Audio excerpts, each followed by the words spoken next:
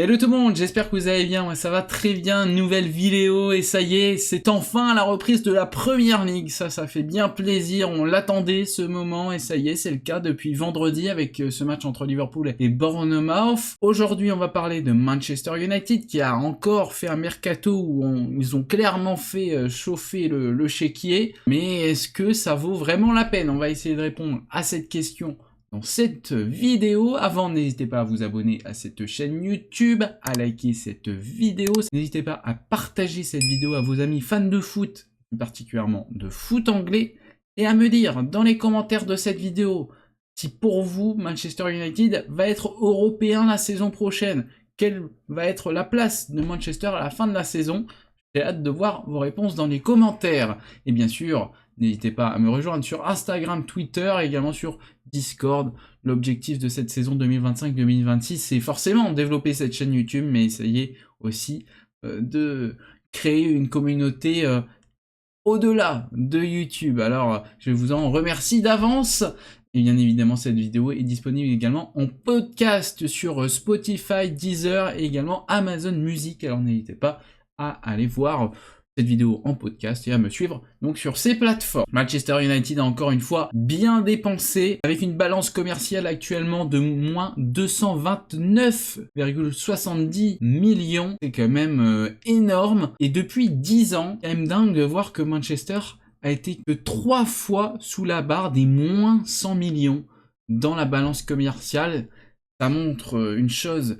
Déjà, c'est que Manchester United dépense énormément, mais ça, je pense que tout le monde s'en est un petit peu rendu compte. Mais surtout, que le club vend presque pas et vend mal, en fait, pour le peu qu'ils vendent. Cette année, on n'a pas de vente pour le moment, mais ça va arriver dans les prochaines semaines. Mais ça ne va pas éponger la somme qui va être dépensée. Et cette équipe de Manchester United, c'est un peu une essoreuse. Il y a eu beaucoup de joueurs qui sont passés ces dernières années. Il y en a eu des bons, mais il n'y a pas des joueurs qui ont super performé et que vous avez pu faire une belle plus-value. Donc ça, c'est un petit peu compliqué. Vous avez quand même réussi à empocher des petits chèques intéressants à gauche à droite grâce à l'Arabie Saoudite ou d'autres championnats. Ces clubs d'Arabie Saoudite ont sauvé la mise de pas mal de clubs en Angleterre, hein. Je pense à Chelsea notamment. Mais c'est vrai que niveau plus-value, là pour le coup Manchester United, on a l'impression qu'il surpaye un petit peu tout le monde.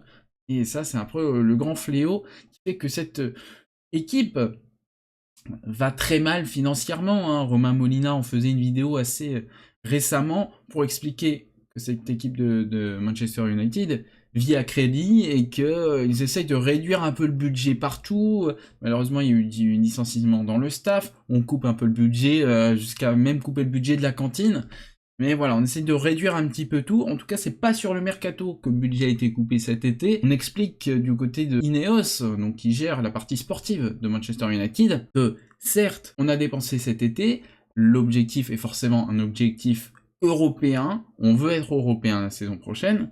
Et grâce à l'échelonnement des paiements pour les joueurs, on peut se permettre un gros paiement, enfin du moins un gros montant, mais vous ne payez pas tout cette année, pour pouvoir répartir un petit peu dans le temps, et si vous êtes européen, là c'est bénéf.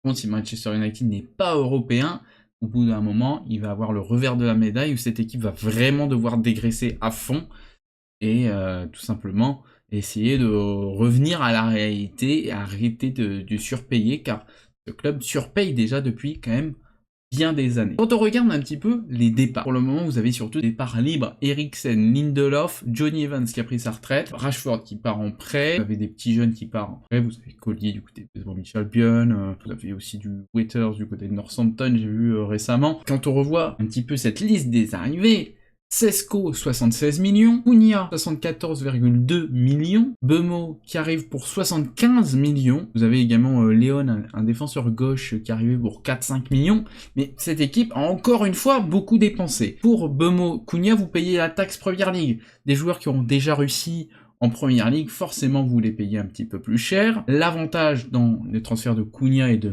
Bemo pour Manchester United, c'est que ces joueurs connaissent la Première Ligue, donc oui il y a une petite taxe parce que vous payez un petit peu plus cher. Des joueurs que leur prix peut-être sur un marché classique s'ils jouaient en Ligue 1, en Allemagne ou en Italie, quoi. Mais, bon bah, normalement, ils doivent s'adapter très vite à cette équipe, faut juste essayer de créer un bon collectif, et normalement sur la première ligue, ça doit bien se passer. Cesco, il va avoir un temps d'adaptation. Cesco, certes, il était courtisé par pas mal de clubs, notamment en Angleterre, où il y avait Newcastle qui était dessus également, mais ça va demander un petit peu plus de temps. Vraiment, c'est un prospect assez intéressant. On parlait déjà depuis pas mal de temps hein, de Cesco, quand il était dans le giron Red Bull, et clairement, c'est un joueur qui semble promis à un bel avenir, mais là, la question, c'est comment vous allez composer cette attaque du côté de Manchester United, comment réussir à combiner Cunha, Mbeumo, Cesco. Sur le papier, c'est très beau, mais il faut voir comment Amorim va réussir à mettre les trois ensemble, ou du moins au moins deux ensemble. Mbeumo peut jouer sur le côté, Cesco, vous le laissez forcément en pointe. La place de Cunha, qu'est-ce que vous faites vraiment de Cunha? Donc voilà, ça va être la question aussi, Mbeumo peut jouer plusieurs postes. Donc ça va être très intéressant de voir dans ces premières semaines de Première Ligue comment va vraiment jouer Amorim. Après, sur le plan des rumeurs, vous avez aussi la rumeur Baleba. On parle entre 110 à 115 millions pour Baleba. Là encore, c'est une sacrée somme pour Manchester United. Et là aussi, vous payez le fait que c'est un jeune talent, vous payez le fait que, en plus, c'est en Première Ligue, donc vous avez une petite surtaxe Première Ligue, et le fait aussi que Brighton sait hyper bien vendre, à l'image des Caicedo, etc., depuis déjà quelques saisons. Là, avec l'ajout de Baleba au milieu de terrain, ça peut être très intéressant. Si vous arrivez à retrouver un Ugarte aussi costaud qu'avant, vous avez un Fernandez qui va réussir à falloir placer aussi dans ce milieu. Comment faire que Bruno Fernandes a sa place dans cette équipe, mais aussi laisser de la place pour Cunha, Mbeumo. C'est là où Amorim va avoir quand même un sacré nœud à démêler en ce début de saison. Comment faire cohabiter les Cunha, Fernandes, Mbeumo sans avoir une équipe trop offensive pour pas trop structurer, car cette équipe de Manchester United, c'est pas non plus l'assurance tout risque en termes de défense, c'est pas une très très bonne défense, et c'est vrai que là il va falloir que Lenny Yoro passe un step cette année.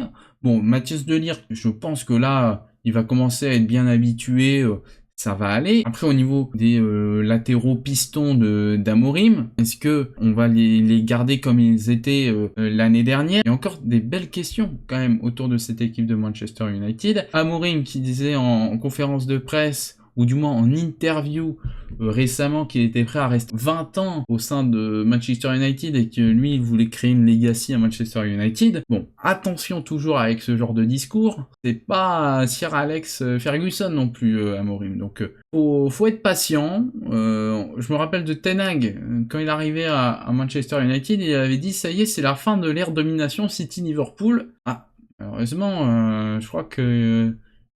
on est encore dans le City Liverpool là, je crois. Donc attention.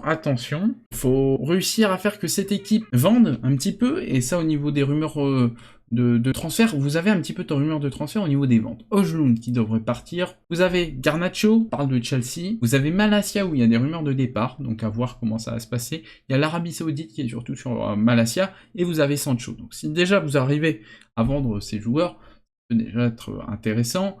Vous êtes Manchester United, il faut réintégrer des jeunes. Donc ça aussi, ça passe aussi par les jeunes pour le retour au premier plan de Manchester United. Les retours au premier plan, pour moi, Manchester United, cette saison, ne peut pas faire mieux que le top 6. Pour moi, ils sont 6e. Manchester United, 5e grand max. Et vraiment grand max. Ça va déjà être très dur d'aller chercher la 6e place, car on a un milieu de tableau de Première Ligue qui est de plus en plus fort. Donc Manchester United, il va falloir faire que ce collectif se crée très rapidement. Une pré-saison qui est pas mal, mais sans être folle non plus, parce que vous avez quand même 0-0 face à Leeds, une victoire seulement 2-1 face à West Ham, une victoire 4-1 contre Bournemouth, donc ça c'est pas mal. Mais bon, c'est vrai que quand tu regardes Bournemouth, qui a cette pré-saison n'était pas très flamboyant. Vous avez eu un 2-2 face à Everton et 1-1 face à la Fio. Ouais, c'est compliqué quand même comme pré-saison pour Manchester United. Et là, en début de saison de Premier League, vous jouez Arsenal à domicile à Old Trafford. Ensuite, vous avez un déplacement du côté de Fulham. Donc à la limite, vous pouvez dire que Fulham, bon, ça va, mais ça reste le milieu de tableau de Premier League. Et ça fait partie de ces équipes qui travaillent bien et qui réussissent bien déjà depuis 1 ou 2 ans. Ensuite, de la coupe face à Grimsby, vous avez Burnley à domicile, donc ça va. Et là, ça se complique. City, Chelsea à la suite. On souffle Brentford, et encore, on souffle vraiment en première ligue, je suis pas sûr. Après Sunderland, et après vous êtes parti pour Liverpool-Brighton. Donc forcément, vous avez quand même un début de saison où d'ici début octobre, vous jouez quand même Arsenal, City, Chelsea, Liverpool, Brighton. Bon, c'est la première ligue, vous jouez toujours des gros, mais costaud comme début de saison, je trouve, pour Manchester United. Et les espoirs peuvent être vite douchés si ce soir, face à Arsenal, ça se passe très mal. C'est vrai que ça pourrait faire que les espoirs diminuent un petit peu du côté des fans de Manchester United. Pour moi, une bonne 6ème place, un bon parcours en Coupe d'Angleterre, et c'est déjà très très bien pour Manchester United. Franchement, une victoire en Carabao Cup ou en FA Cup pour Manchester United, ça peut être vraiment une option pour aller chercher une Coupe d'Europe l'année prochaine. Car par le championnat, ça peut vite être tendu. Après, vous allez avoir un minimum de buts garantis, parce que Cunha, Sesko, Bemo, ben, c'est pas au genou Zirkzee. Franchement, normalement, vous allez quand même réussir à marquer. Fernandes, il a quand même son minimum de stats qu'il effectue tous les ans. Ça devrait bien se passer, mais j'ai encore du mal à me dire comment cette équipe va être organisée par Amorim, mais c'est ça aussi le charme de ces premiers matchs de la saison. Il y a des équipes, on ne sait pas trop comment ils vont jouer, et c'est justement ça qui est très intéressant dans ces premiers matchs. En tout cas, j'espère que cette petite vidéo sur Manchester United vous a plu. Voilà, j'ai voulu surtout rappeler l'état financier du club, encore beaucoup de dépenses, et ces points noirs quand même qu'on a de qu'est-ce que va faire Manchester United cette saison dans son organisation.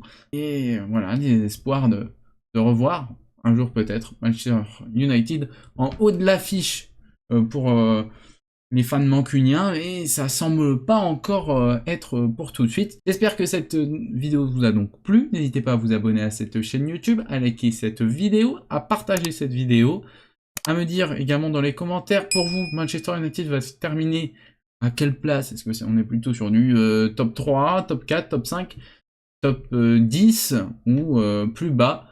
En tout cas, j'espère que vous êtes très bon en prédiction. J'allais voir ça dans les commentaires. Nous, on se retrouve très vite pour une prochaine vidéo. Allez, goodbye tout le monde!